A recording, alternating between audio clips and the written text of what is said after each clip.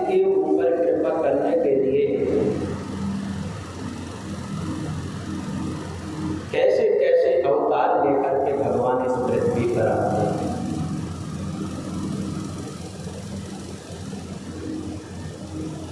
अपने भक्त प्रहलाद को बचाने के लिए भगवान नरसिंह का रूप लेकर के आए।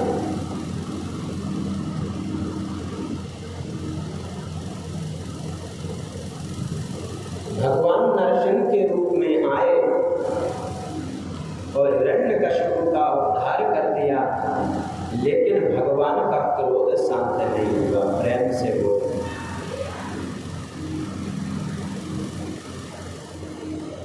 भगवान इतने क्रोधित हैं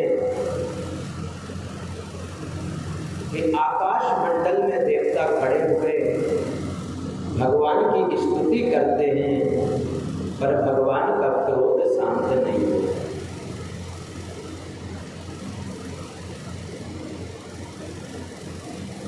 नारद जी ने कहा कि चाहे देवता लोग स्तुति कर लें,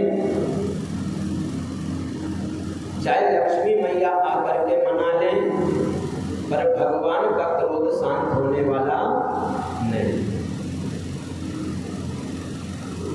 सब देवता लक्ष्मी मैया के पास में गए और लक्ष्मी मैया से निवेदन किया कि माता जी, प्रभु आज बड़े क्रोध में हैं, आप चलिए और भगवान के क्रोध को शांत करिए। लक्ष्मी जी कहते हैं कि वैसे तो मेरे प्रभु को कभी क्रोध आता ही नहीं है, और अगर प्रभु क्रोध में है तो अभी जाकर के मैं शांत कर देती हूँ। लक्ष्मी मैया 16 श्रृंगार करके भगवान के पास में आई, और जैसे ही भगवान ने लक्ष्मी जी को देखा और देख करके जोर से ओंकार किया, तो लक्ष्मी मैया ने दूसरी सांस तो महाराज वैकुंठ में जाकर के लक्ष्मी बोली, ये हमारे प्रभु नहीं हो सकते हैं, ये तो कोई बब्बर शेर हैं। तब नारद जी ने भगवान के पास में प्रहलाद जी को भेजा कि ब्रह्मा गया सुरगणा मुनयो सिद्धा सत्वैकतान मतयो वज्रसांग्रणाम।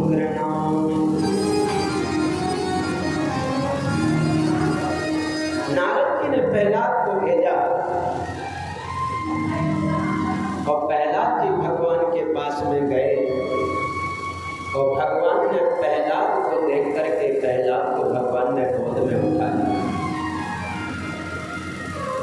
गोद में उठा करके भगवान ने प्रहलाद से इतना प्रेम किया, इतना स्नेह किया कि भगवान ने अपने आंसुओं से प्रहलाद के सिर को भिगो दिया।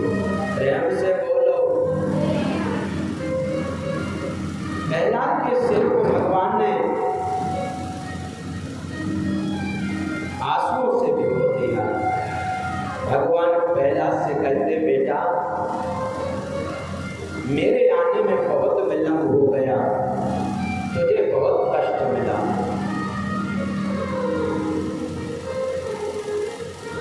प्रहलाद जी महाराज भगवान की स्तुति करते हैं, गोविंद आपने मेरे ऊपर तो बहुत बड़ी कृपा की, बहुत ध्यान से सुना। भगवान प्रहलाद जी से कहते, प्रहलाद जी हमने आपके ऊपर क्या कृपा की? तो प्रहलाद जी कहते हैं कि क्वाहं राजा प्रशवयेष तमोदकेऽस्मिन् जाता सुरे तलकुले ककवानुकंपा। प्रहलाद जी कहते, प्रभु आपने मेरे ऊपर कृपा की कि कहाँ तो मैं तमोगुणी वाला व्यक्ति मनुष्य, और फिर मैंने असुर योनि में जन्म लिया है। जो वरद हस्त ब्रह्मा जी को प्राप्त नहीं है, जो वरद हस्त माँ लक्ष्मी को प्राप्त नहीं है, वही वरद हस्त्र आपने प्रभु मेरे सिर पर रख दिया। इससे और बड़ी कृपा क्या होगी प्रभु? जिस भगवान के आशीर्वाद के लिए बड़े बड़े ऋषि, बड़े बड़े अवलात्मा तपस्या करते हैं, ध्यान लगाते हैं, फिर भी आपका वरद हस्त उनको प्राप्त नहीं होता है गोविंद। वही वरद हस्त आपने कृपा करके मेरे सिर के ऊपर रखा।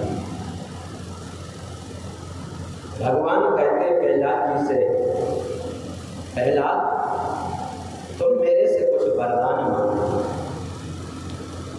प्रहलाद जी कहते हैं प्रभु मुझे कोई वरदान नहीं चाहिए, अगर आप देना ही चाहते हैं तो जन्मांतरों तक आपके चरणों में मेरा मन लगा है। भगवान कहते हैं प्रहलाद जी आपको भक्ति तो पहले ही प्राप्त है, फिर भी मेरा मन करता है कि आप कुछ मांगिए। तो प्रहलाद जी हाथ जोड़ के कहते हैं कि गोविंद मेरे पिता ने आपसे इतना द्वेष किया है, इतनी शत्रुता की है, आज अगर देने को कहते हैं तो प्रभु इतनी कृपा करना कि मेरे पिता को नरक में न जाना, मेरे पिता का उद्धार कर देना। भगवान प्रहलाद जी से कहते हैं बेटा तुम्हारे जैसा भगवत भक्त अगर कुल में एक भी जन्म ले लेता है तो उस कुल की 21 पीढ़ी तर जाती है। इसलिए तुम्हारे पिता की दुर्गति कैसे हो सकती है? और भगवान ने अपनी सायुज मुक्ति हिरण्यकशिपु को दी है और प्रहलाद जी को आशीर्वाद दे करके सिंहासन पर बैठा करके भगवान साकेत धाम। कहने का तात्पर्य है कि भगवान भक्त के ऊपर कैसी कृपा करें। आज प्रहलाद जी जंगल में सुदूर गए, वहां पर एक ऋषि मिले और जिन ऋषि का नाम था दत्तात्रेय जी महाराज। वहां पर जाकर के प्रहलाद जी ने त्याग और संन्यास के बारे में पूछा और दत्तात्रेय जी महाराज ने प्रहलाद जी के लिए त्याग और संन्यास के बारे में बताया।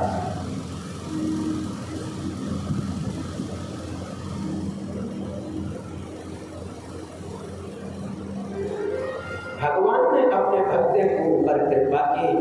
सुखदेव मुनि राजा परीक्षित से कहते हैं राजन ऐसा नहीं कि हम लोग भगवान को याद नहीं करते हैं, प्रेम से बोलो,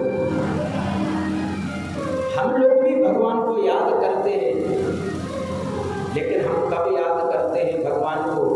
जब हमारे जीवन में कोई दुख होता है,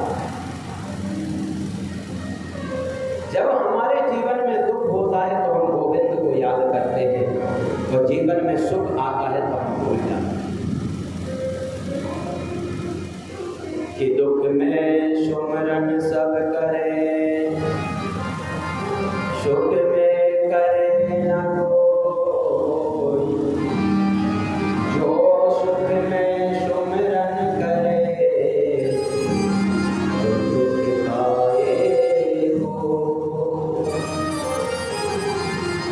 सुखदेव मुनि राजा परीक्षित से कहते राजन हम भगवान को कब याद करते हैं?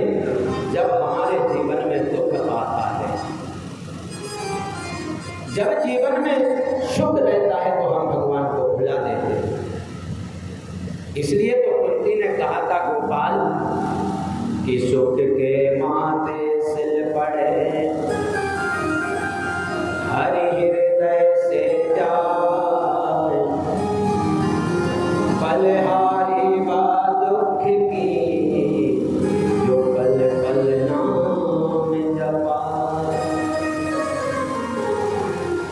कुंती कहती गोविंद वो सुख नहीं है जिस हम सुख को लेकर के, जिस वैभव को लेकर के हम परमात्मा को भूल जाएं, इससे अच्छा तो वो दुख है जिस दुख में हमें गोविंद की याद बनी रहती है, जिस दुख में गोविंद का पल पल नाम याद बना रहता है। सुखदेव मुनि राजा परीक्षित से कहते, राजन के आसीद गिरवरो राजन त्रिकूट विश्रुता क्षीरोदेनावृता श्रीमान योजनाय धृता। सुखदेव मुनि कहते, राजन एक त्रिकूट नाम का पर्वत था। प्रेम से बोलो। त्रिकूट नाम के पर्वत का मतलब है जो 3 जगह से टेढ़ा है, उसी का नाम त्रिकूट है। उसी त्रिकूट पर्वत की कंदरा में एक गजेंद्र रहता था, एक बहुत विशाल हाथी रहता था। उस गजेंद्र की 50 पत्नियां थीं और 150 बच्चे थे। गजेंद्र का अर्थ होता है जो हाथियों का राजा है, उसको गजेंद्र कहते हैं। और इतना शक्तिशाली था कि उसके अंदर 10,000 हाथियों का बल था। प्रेम से बोलो, कितना बल था? 10,000 हाथियों का बल उसमें अकेले थे। लेकिन माताओं, हमारे जीवन को अगर बिगाड़ने वाली कोई चीज है तो ये केवल व्यर्थ का अभिमान है। हमारे जीवन में जब व्यर्थ का अभिमान आता है तो समझ लेना कि अब हमारे जीवन का पतन शुरू हो गया।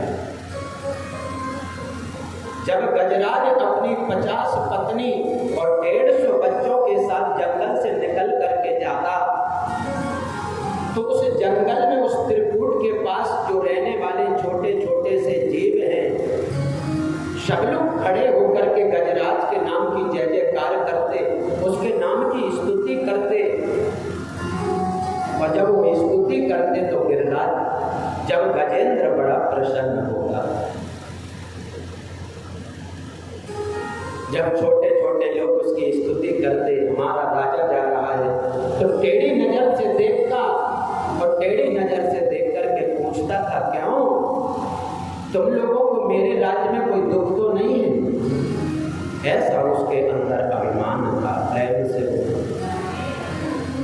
लेकिन सज्जनों, गजेंद्र को जल में स्नान करने का बड़ा शौक होता है। हाथी जो होता है, हाथी को आप देखना सरोवर में जाएगा, जल में स्नान करेगा और बाहर निकल करके फिर बालू में जा करके उस बालू को अपने ऊपर डाल देता है। ये उसका स्वभाव होता है। गजेंद्र आज अपनी पत्नी और बच्चों के साथ जल क्रीड़ा करने के लिए गया। एक बहुत विशाल सरोवर था, नीला नीला जल भरा, कमल के फूल खिले। उसी सरोवर में वो गजेंद्र अपने बच्चे और पत्नियों के साथ में स्नान करने लगा। जल क्रीड़ा कर रहा है। कभी पत्नियां सूंड में पानी भर के उसके ऊपर डालती, कभी वो सूंड में पानी भर के बच्चों के ऊपर डालता। ऐसे बड़े प्रेम से अपने परिवार के साथ में स्नान कर रहा है।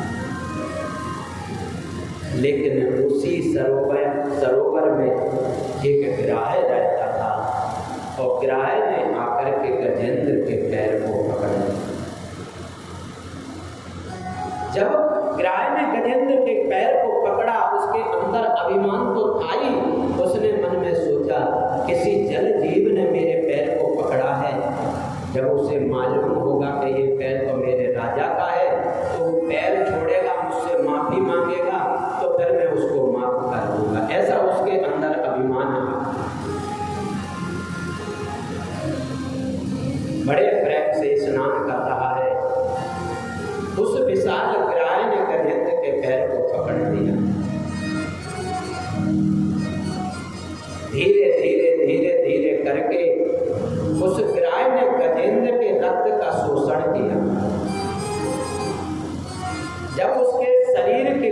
रक्त का उसने पीना प्रारंभ किया तो गजेंद्र को लगा कि मैं थोड़ा सा कमजोर पड़ रहा।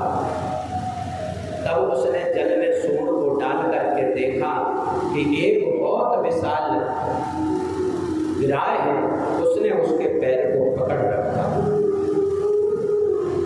गजेंद्र ने पहले तो अपनी पूरी शक्ति लगाई,